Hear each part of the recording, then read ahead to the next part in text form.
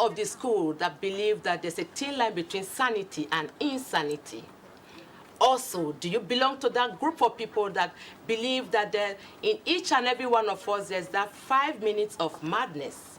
Have you ever sought the services of a counselor, a therapist, a psychologist, or a psychiatrist for any reason because you are going through some emotional problems? On this show, we will be talking about who needs the services of a psychiatrist or a therapist. Welcome to the physicians.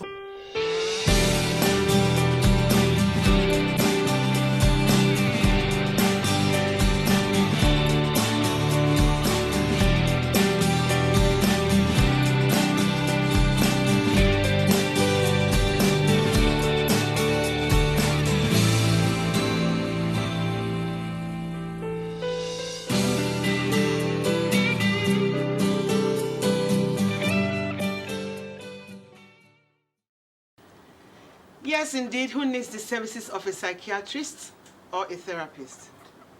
We'll find out during the course of this program. My name is Dr. Martina Abiri. Dr. Memuna Yusuf Kadiri. And of course, we have in our studio, as our guest for today, Dr. Gbonjubola Abiri. She's a consultant psychiatrist. She will need to tell us those that really need the services of a psychiatrist.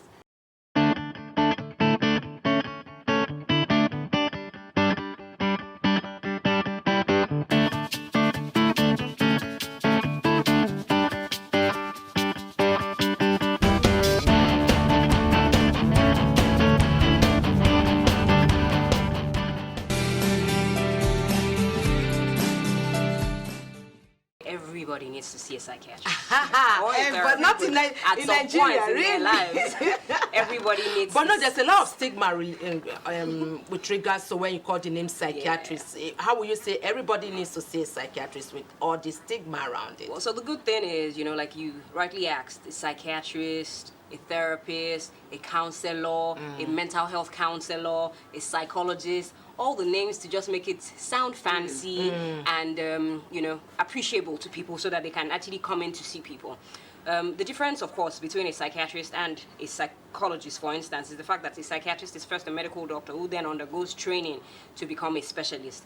A psychologist, on the other hand, is a graduate of, you know, psychology and may go ahead to do a master's or obtain a PhD in psychology and then become a doctor of psychology. But the truth is, the terms are loose on the street, and just about anybody would take up on any name to say that, oh, I'm a therapist, I can take care of just about anything.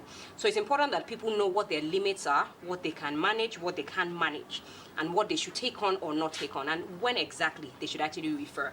Now, who should see a therapist? I was just going to ask that.